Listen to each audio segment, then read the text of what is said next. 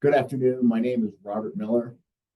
I am a senior fiscal analyst with the Montana State Legislative Fiscal Division.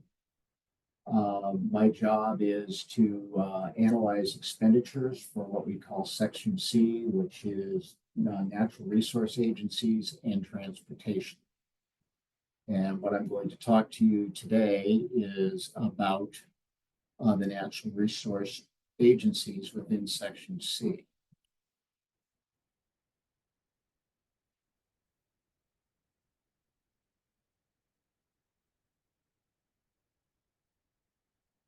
Okay, so in Section C,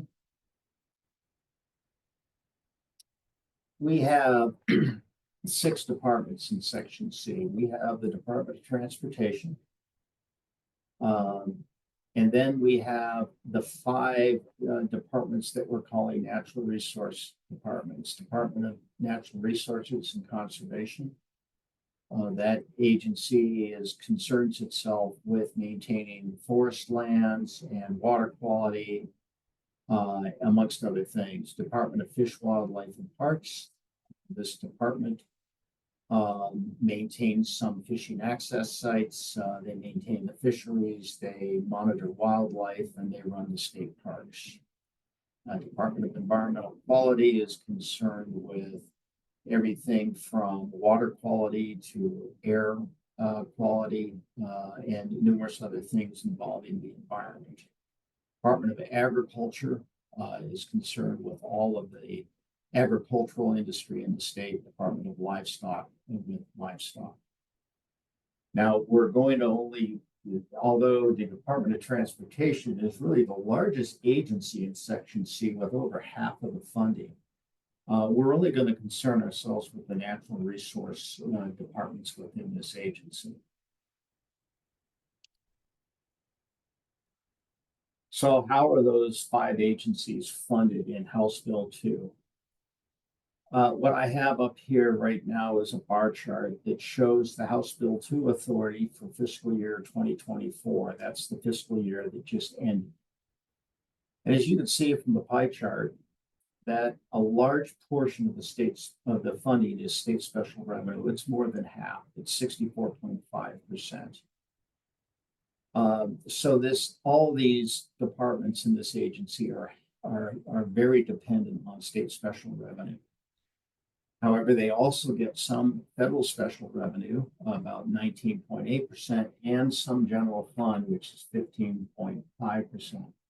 Agriculture gets a little bit of priority funding for some of the lab work that they do for the agricultural industry.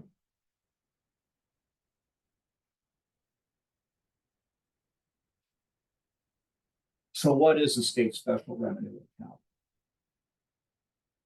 So state special revenues funds, those are accounts that receive revenues from some specific source and can be only used for legally designated purposes.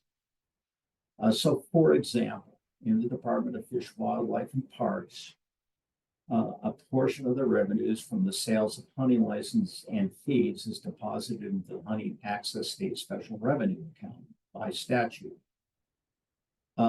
So it follows that those funds in that account can only be used for specific purposes related to hunting access. The other funds is, for example, general funds by its very name means that the funds in that account can be used for any general purpose within state law. They're not restricted to a certain purpose. Federal special revenues are very much like state special revenues. Their uses is very heavily controlled for what they can be used. The difference is they're federal funds, not state funds.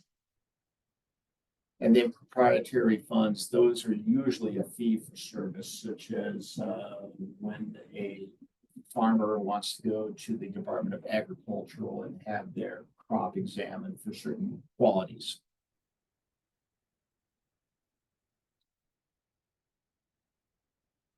How many state special revenue accounts are there? Well, in the five natural resource agencies that we are looking at today, there are 160 different state special revenue accounts that are appropriated through House Bill 2. Their total authority, which is House Bill 2 and other sources of authority outside, there's about 200 state special revenue funds. I've got a table down here that you can see, once again, their House Bill 2 state special revenues for fiscal year 24. And you can see how it's broken up. If you look at the Department of Fish, Wildlife, and Parks, they have about $96 million of their $129 million budget is state special revenue. That's well over half of what their funding is. It's about 75%. However, they're not, by percentage, not the most dependent agency on this source of funding. Department of Agriculture, down there at the bottom, 83% of their budget is from state special revenue. On whole, 45.4% of all the special revenue, of all the budget in these agencies is state special revenue. And the other thing you would note that through House Bill 2, the Department of Fish, Wildlife, and Parks gets no general fund at all. It is entirely state special revenue and federal special revenue. I would also add the Department of Transportation, which is not under consideration. It's just like Fish, Wildlife, and Parks. They also receive no general fund.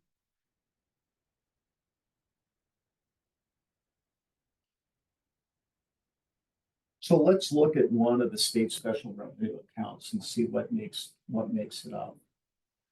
I'm going to talk a little bit about the general license account. This is in the Department of Fish, Wildlife, and Parks. The fund has a purpose, and it is a second statute. And you can see here on this table, the fund is dedicated to maintaining wildlife populations, provide public access, and otherwise support programs that directly benefit hunters, anglers, and other shooting sports. Now, one of the restrictions on this fund is we also match the expenditures out of this fund with Dingell Johnson Pittman Robertson funding that comes from the federal government. The sources of revenue for those federal funds is that every time that you buy any kind of sporting equipment, like a fishing pole or a firearm or ammunition, anything to do with hunting or fishing, there's a federal excise tax that comes off that, and it goes into a federal fund. The federal government then distributes that money to match our general license account expenditures by a formula that's based on the amount of public lands, the number of hunting licenses and fishing licenses sold, and various other great things that would go to the state. Now, to get that matching fund, Montana has agreed to provisions that are in our statute, and you can see it's 871701 and 871708 of the Montana Code annotated. Basically says that yes, the state agrees that we will only use these funds for the purposes stated. So that's what puts the restrictions on this account on how it can be used. So what are the revenues into this account? Well, for fiscal years 2015 through 2024, revenue from the sales of hunting and angler license and other hunting permits accounts for about 85% of its total revenue into the fund. Federal reimbursements transfer accounts for about 11.2%. We also get some usage fees from camping and permits and merchandise, and then also every state, our state special revenue fund is invested with Board of Investments, and in this particular account, the interest earned remains in the account. Use of the fund. The fund is used exclusively by the Department of Fish, Wildlife, and Parks to fund activities listed under fund purposes above. And over the previous 10 years, the accounts funded about 40% of all the agency expenditures and 52% of the expenditures authorized in House Bill 2. can be used for various things that are listed below. And then one other side note is about 1% of the account is statutorily appropriated to pay local governments for property taxes that would have been paid had the Fish, Wildlife, and Parks land been private land, not public land. So here at LFD, we've developed a tool, and this is a snapshot of the tool that has the general license account on it. And as you can see from this, over here, we have a slider bar where we can select years, any length of time that we want between 2012 and the present. What I've selected here for this presentation is 2015 to 2024. On this slide here, we can take a look at the fund balance at the beginning of the year. Then you can see the revenues that came in, and then the expenditures. And then you can see the ending fund balance for this account. And this goes all the way from 2015 to 2024. Down below, there is a small bar where I am comparing the revenues to the disbursements. So you can see in this particular account, as you go across, in recent years, they spend anywhere from about 80 to 90% of the revenues that come in. And this is reflected, you can see there's a bar graph down here, the ending fund balance. You can see this fund balance growing. That's not unusual for the general license account because Fish, Wildlife, and Parks, typically what they do is they set fees for hunting and fishing, and they try not to change them for quite some period of time. So as costs go up, as they do, you might find over a 10-year period, you'll see that fund balance reverse itself and start to decline. And at some point in the future, Fish, Wildlife, and Parks will determine that fees for hunting and fishing would have to be adjusted. Over here in this column, you can see relevant agencies. These are the agencies that spend out of this. So it's primarily the Department of Fish, Wildlife, and Parks, but also long-range building will do that. Long-range building for certain parks, they have facilities where they need to possibly put up a new building, put up a new shop. So they spend a little bit out of that. Then you can see the next block down is any statute related to this. There are two statutes related to this, 708 and 701. And those are the statutes where the state declares that they acquiesce to the Dingell, Johnson, Pittman, Robertson funding. And then you can also see how it's appropriated out through here. So it gets appropriated through House Bill 2, long range building and planning, other House and Senate bills, and there is some statutory funding.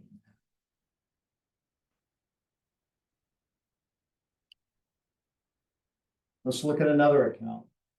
Trust Lands Administration account. This is Department of Natural Resource and Conservation.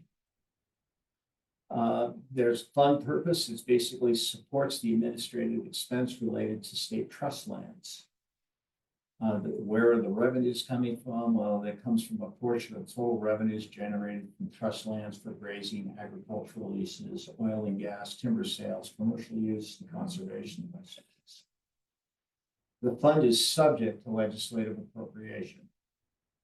The appropriation must be used to pay all the administrative costs for state lands. This includes the cost of managing assets, including but not limited to real property and monetary assets.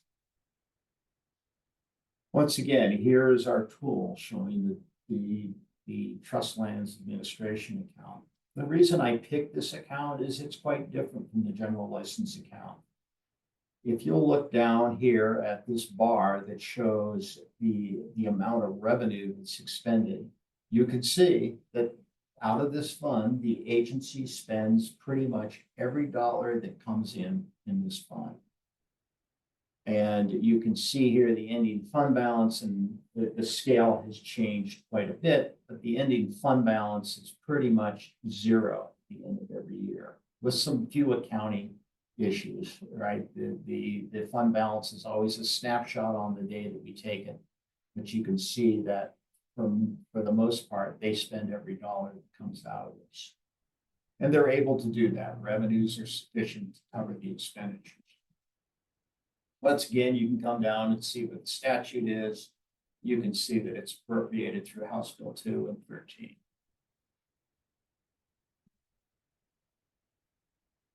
Natural Resource Operations Account. This account supports administrative expenses related to natural resource operations. The revenues come primarily from the Resource Indemnity Trust. Interest is deposited in the account.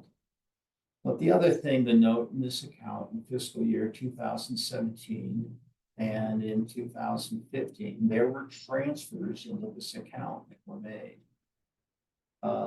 Why is that? Well, I've chosen this account to compare both to the general license account where revenues exceed expenditures and to the trust lands account where revenues match expenditures. In this account, revenues do not keep up with expenditures. And you can come down here and see that that's the case down here. So let's look at the tool for this account.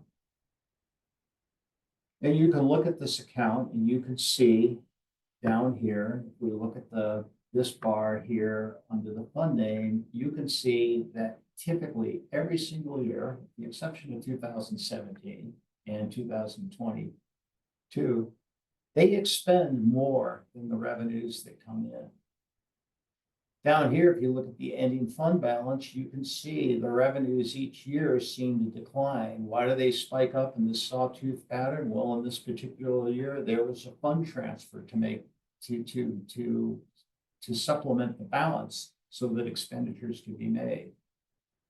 And you can see over here on the revenue side in 2015, there was a transfer. In 2017, there was a transfer. And then in 2022, there was also a big transfer. So you can see that. You can also see over here that multiple agencies pull from this account. So it's not just a single agency that handles this. There's statute in there that describes how it can be used. And it also is appropriated solely through House Bill 2 and 13. So one other concept we'll look at right here is that this is what we call the structural balance. And the structural balance for any fund is the ongoing revenues less the ongoing expenditures. So what is not included in this chart are those one-time transfers that were made from the legislature. And so when we look at this chart, it kind of tells us whether or not this fund is structurally balanced. And what you look at here is the red lines. Those are the expenditures. The green line is the revenue. And you can see that almost for every year, except in 2022, revenues they were less than expenditures. And so this would give you an indication on the long term, how long this fund can continue to support the operations.